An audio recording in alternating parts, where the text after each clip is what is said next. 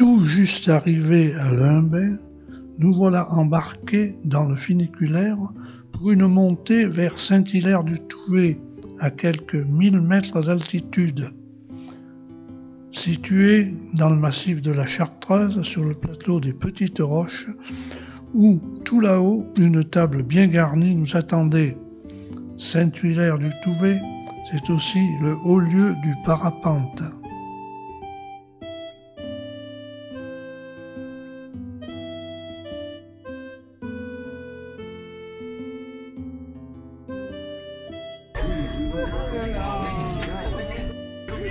C'est impressionnant là. Ça grimpe de plus en plus. Ah ouais. Et on a vu l'autre. On n'est pas trop nombreux, non? Ils sont pas en jeter quelques heures. Laisse pas tomber ton pied. Oh putain, on commence juste à monter.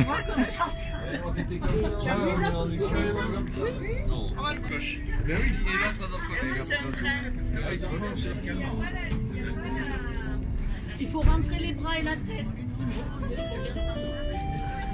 Oh là là là là là. On est qu'à moitié là. Il descend vite. Le chef de cabine, il y avait la ligne de sécurité au milieu.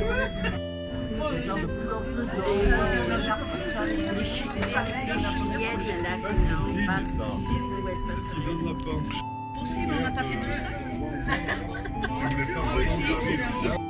Tu sais, au début, on voyait.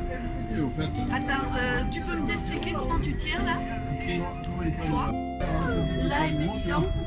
Regarde ça. Bonjour. Qu'est-ce que c'est des gens qui montent à pied? Ouais, mais bon, ils ont des bons genoux. Ce qui doit être sympa à faire, c'est les châteaux de la Loire. Les châteaux de la Loire. Ouais. Là, il a pris un assemblage.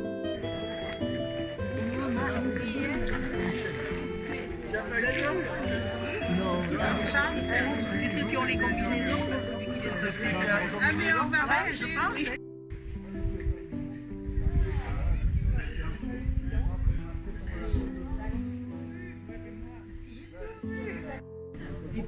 Il y a des poubelles. Non, il n'y a pas de poubelle.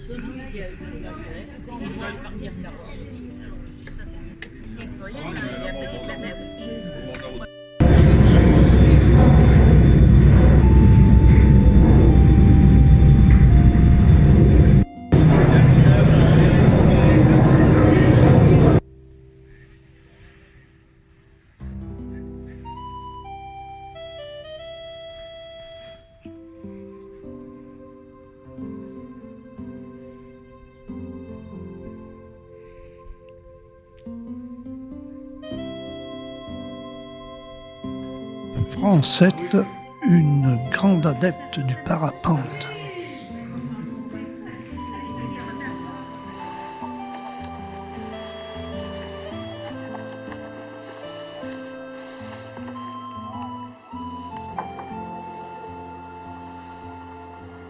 Nous voilà repartis pour une descente vers Limbey.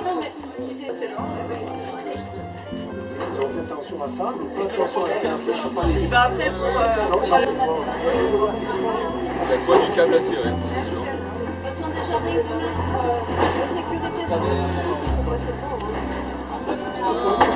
À bout, la poids de la cabine à 1,25 km, On a un dénivelé gros.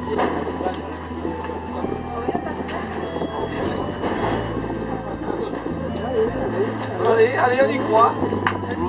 Le mètre cube de béton qui a à travers. Les mètres cubes de béton qui servent à construire. Il ne doit pas y avoir de monde. Ça, c'est pour qu'on puisse communiquer avant. Bon, bien sûr, il était en machine. Parce qu'avant, les radios, ça n'existait pas. Donc, on communiquait par mort. Avec une canne à pêche, on était sur le fil. Et donc, c'était 3 mètres.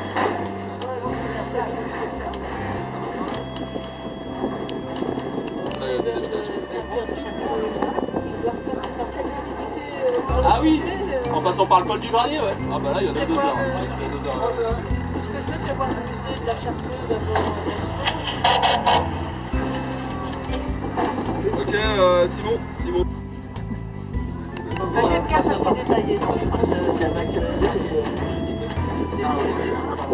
C'est-à-dire nous on est là, le granier est ici, le ceinture Chartreuse.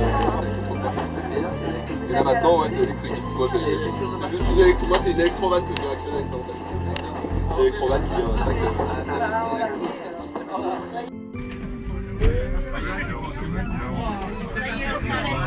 Non, c'est impressionnant.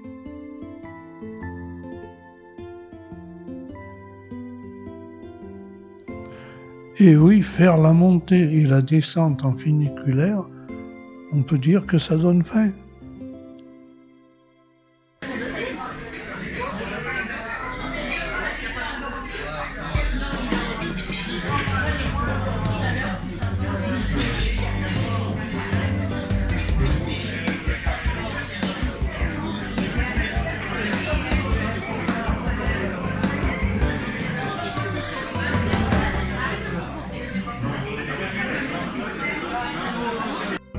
J'étais à la partie réglage là.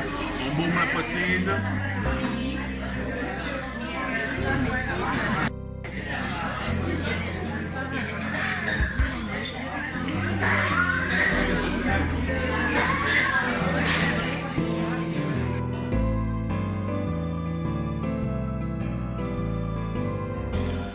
Classé comme le château monument historique depuis 1959, les jardins ont reçu en 2004 le label Jardin remarquable du ministère de la Culture, réaffirmant ainsi leur valeur patrimoniale.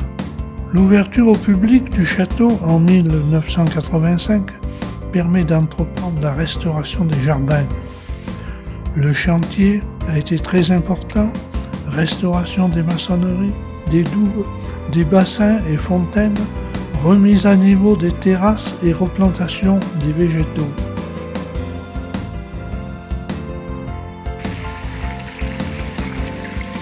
Des sources, c'est pour ça que vous voyez de l'eau qui coule, mais en haut, nous n'avons pas d'eau. Et ce depuis au moins 15 jours, et on sent bien, on aimerait bien qu'il pleuve. Ce qui n'est pas le cas, hein. Je n'ai pas vu. Non, mais j'ai vu là dans les bijoux avec les.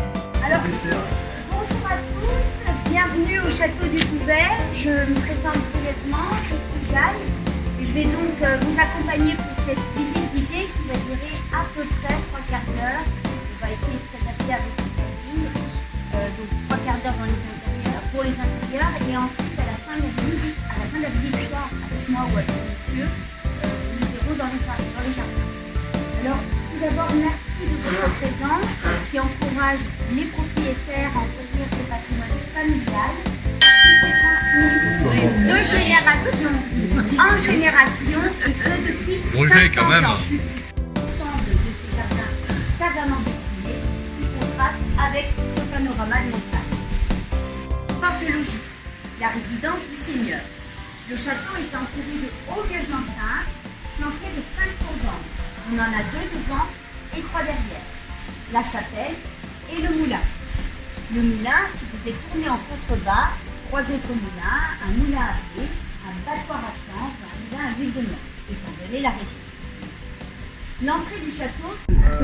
Par contre, dans les jardins, il y a un truc dont il faut se souvenir, c'est la vue à partir d'en haut. Alors, sur les côtés. En gros, s'il y a des vaches à gauche et des moutons à droite, c'est gagné. Vous voyez ce que je veux dire? Très, très travaillé. Ce sont des règles fixes.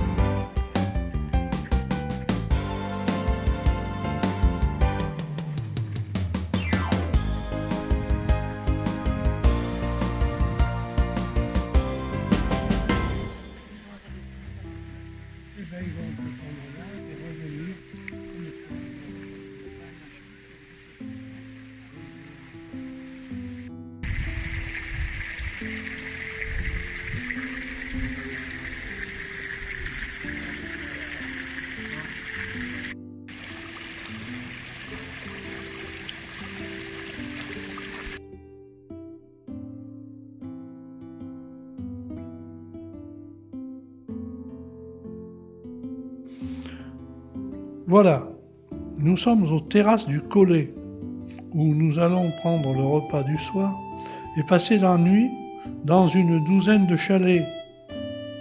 Chalets situés à quelques 300 mètres des pistes de ski. Faisant partie de la commune d'Alvar dans le massif de Beldon, situé à 1450 mètres d'altitude, où l'on a pu voir un beau coucher de soleil, pour le retrouver le lendemain matin et après un bon petit déjeuner, prendre la descente vers la ville d'Alvar, quelques 1000 mètres plus bas.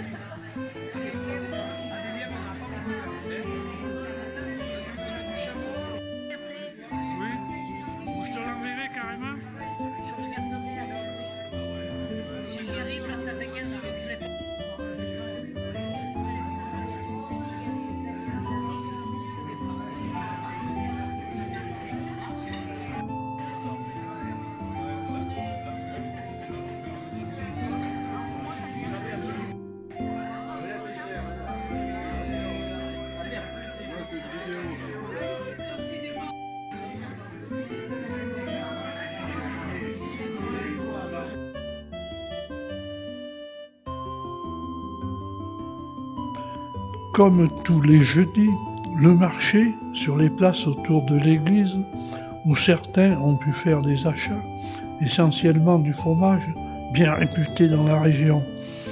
Visite aussi de l'église Saint-Marcel de style néo-gothique, où sur les marches, un petit geste reste un souvenir. Toute ressemblance avec des personnes connues n'est que pure coïncidence. N'oublions pas non plus le saucisson, pas si mauvais entre le petit déjeuner et le déjeuner. J'ai d'une reconstruction à la fin du Moyen-Âge pour devenir une jolie église, plusieurs chapelles viendront s'accoler à l'édifice primitif. L'ensemble fut démoli en 1865, l'année qui suivit la construction de l'église actuelle. Vous avez l'ancienne église, l'ancien cimetière, l'ancienne place, l'ancienne ville. Maintenant la visite est terminée, vous pouvez aller faire vos courses. Par rapport au cumul des intérieurs, et vous vous apercevez que vous avez très souvent 1,50 m à 2 mètres qui vous manquent dans le cumul. C'est-à-dire qu'effectivement, les maisons sont construites sur le rempart. Et avec les techniques modernes pour nos particuliers, on a deux architectes du patrimoine qui sont venus faire travailler sur leur diplôme. Les thermes d'Alvar, où les premières cures thermales remontent à 1813 et l'activité thermale se développe aujourd'hui au sein d'un grand parc arboré. La station reconnue pour le traitement des voies respiratoires et de la rhumatologie. L'on va remarquer dans les nouvelles constructions des façades de verre renvoyant l'image de la verdure du parc en les rendant presque invisibles. Puis une visite assez rapide à l'intérieur de la galerie où une exposition d'objets insolites, des tableaux et des peintures.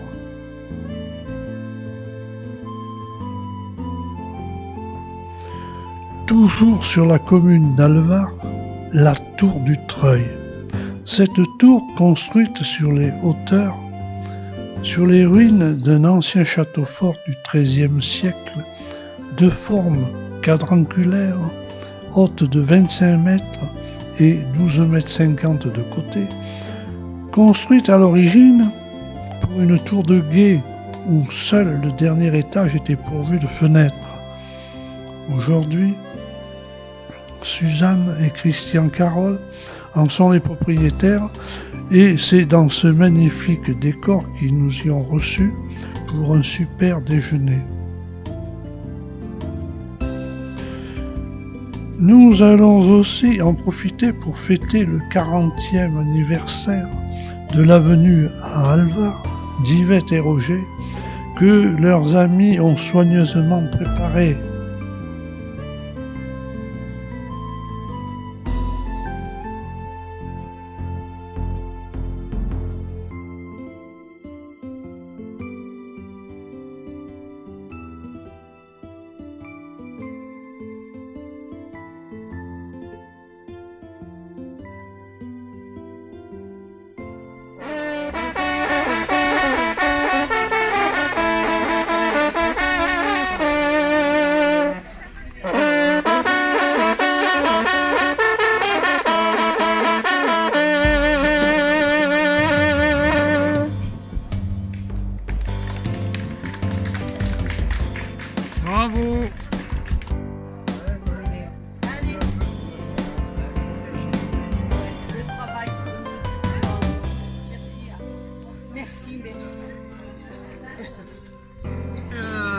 du monde? Je suis champion du monde depuis le mois d'août 2018. Donc, je suis champion du monde en 2018. Je suis le champion du monde 2018 des vétérans. Pour ça, on dit championnat du monde, mais surtout Oui. Non, mais d'accord. Il doit y avoir des... Oui, il y a des Suisses, il y a des Allemands, des Belges.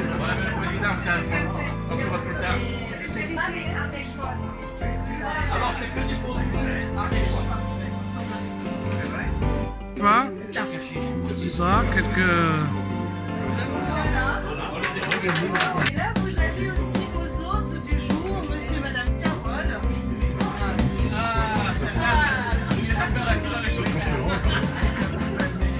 Un petit bar bourguignon, vous savez, hein? Comment c'est fait?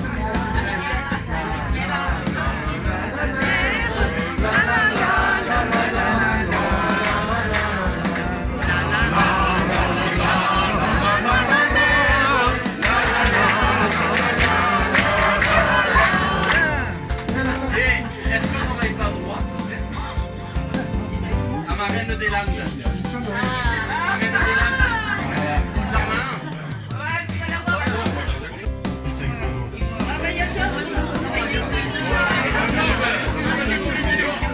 On verra que c'est pas un montage, hein, moi.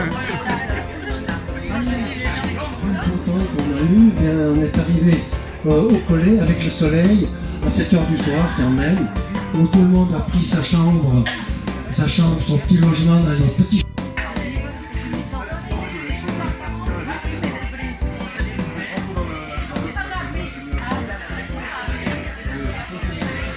Bon anniversaire!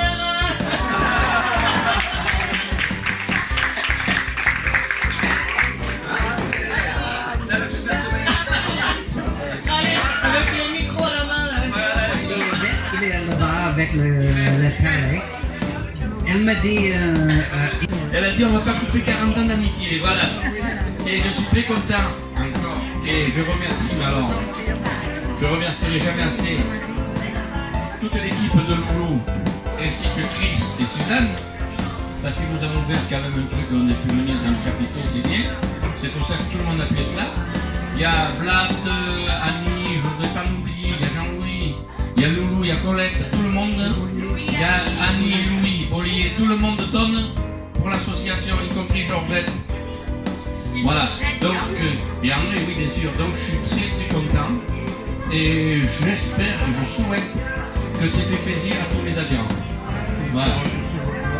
Monsieur Voisenon, je vous remercie du fond du cœur. Alors on va y pas trop vite parce que... Ok.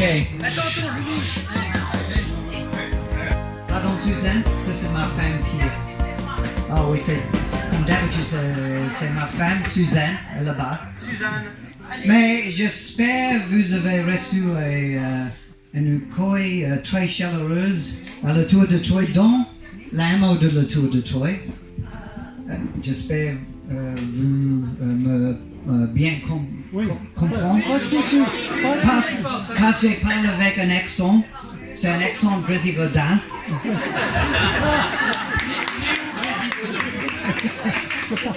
Non, en fait, c'est un accent australien.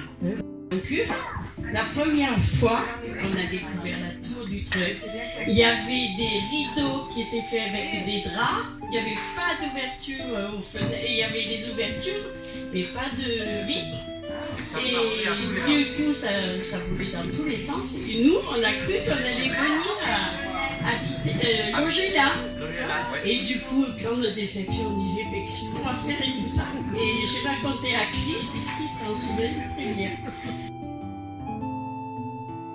C'est en 1987 que Jacques Gaillard, imprimeur, éditeur à Chambéry, issu d'une très ancienne famille de libraires, imprimeurs, va créer avec un groupe d'amis amoureux des livres l'association Les Compagnons du Livre.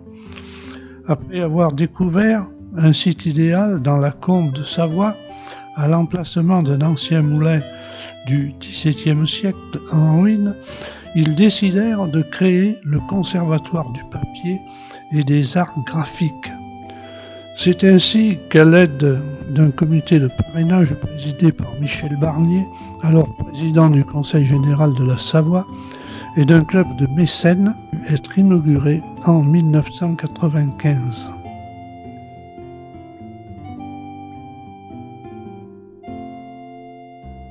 C'est les Arabes là qui sont aux abords de la Chine, et puis au 8e siècle, eh ben, ils décident de former une coalition et d'attaquer à Samarcande. Et oui, ils attaquent bien sûr pour les terres, pour les richesses, mais aussi pour le savoir-faire papetier. Alors ils lancent leur attaque, ils font leur bataille et ils réussissent à faire prisonnier des papetiers chinois. Soyez pas déçus! Soyez pas déçus! Si vous mettez le balai dans l'œil, ça arrive, hein! Voilà! Ça arrive pas à tout le monde, mais ça peut arriver, hein! Voilà! Et vous le direz ce soir en tranchant des bleus, des yeux pochés et puis parfois des nez cassés. Hein? Ça arrive, hein, parce que la concurrence est rude dans les villes, hein, pour récupérer la chiffre. Alors ils en viennent souvent aux mains, quoi. Ça finira par nous donner une expression, ça, un de ces jours. Enfin.